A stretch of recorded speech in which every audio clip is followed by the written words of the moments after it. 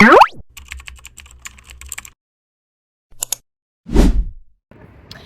Muslima 2 yildan beri, deyarli 2 yildan beri Germaniyada yashayotgan student qiz sifatida Germaniyaga kelishning qanaqa yo'llari borligi haqida o'rgatib ketaman hozir. Xo'p, keling universitetdan boshlaymiz.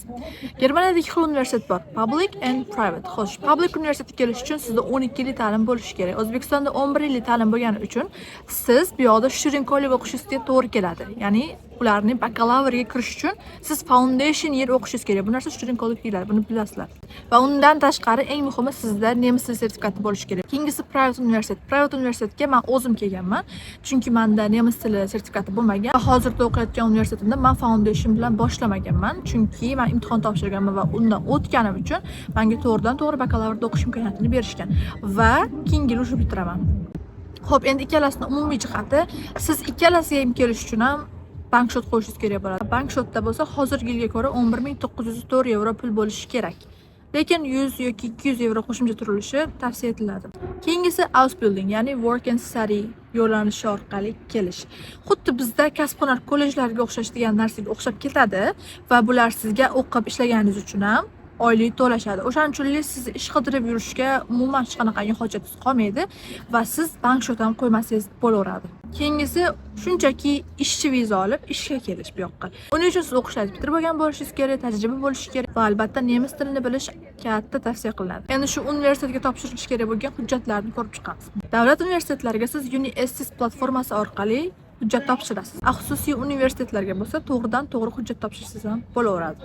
Taqdim etilishi kerak bo'lgan hujjatlar ro'yxati bular: CV, motivational letter, transkript, ya'ni maktab baholalaringiz, language certificates, til sertifikatlaringiz, pasportlaringiz, shularning hammasi notariusdan o'tib tarjima qilingan bo'lishi kerak, ya'ni nemis tiliga. Bu hujjatlar ro'yxati student college'ga ham to'g'ri keladi. Agar universitetlaringizga qabul qilinsangiz, ular sizga yana alohida hujjatlar jo'natishadi va o'sha hujjatlarning hammasini to'playsiz. CV, motivational letter, keyin universitet bergan hujjatlaringiz, blogshotingiz, health insurance hammasini to'playsiz, bitta qilib, keyin siz vizaga topshirasiz. O'shandagina sizning viza chiqish ehtimoliyati juda ham yuqori bo'ladi. Ausbildungga ham xuddi shunaqa hujjatlar so'raladi. Eng muhim ularda til sertifikati, ya'ni nemis tilidan B1 yoki B2 sertifikatingiz bo'lishi kerakligi. Qolgan CV, motivational letter, sizning pasportlaringiz, transkriptlaringiz hammasi bir xilda bo'ladi. O'zingiz xohlagan Ausbildungga qabul qilinganingizdan keyin ular ham sizga Germaniyadan o'zingizga hujjat jo'natishadi va o'sha hujjatlaringizni hammasini to'playsizda, uni ham vizaga topshirasiz. Va ana shu holatdagina siz blokshot qo'ymaysiz. Chunki sizga ular o'zi oylik maosh to'lashlari haqida kontraktda yozishgan bo'ladi. Va bu degani siz tekinga kelasiz deyarli.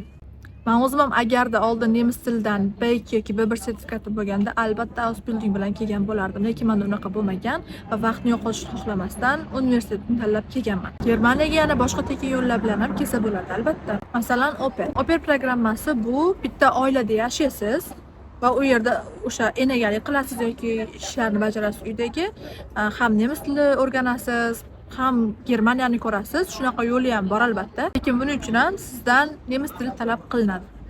Kamida A2 darajada. Opera orqali kelsangiz ham hech qanaqangi blokshot qo'ymasdan kelasiz. Agar siz hali Germaniyaga kelmagan bo'lsangiz, bu yoqqa qanaqa kelsamikin deb o'ylanib turgan bo'lsangiz, mana shu aytib o'tganlardan birini tanlang, o'zingizga mosini va topshiring, keling, hayotingizni o'zgartiring, dunyo ko'ring.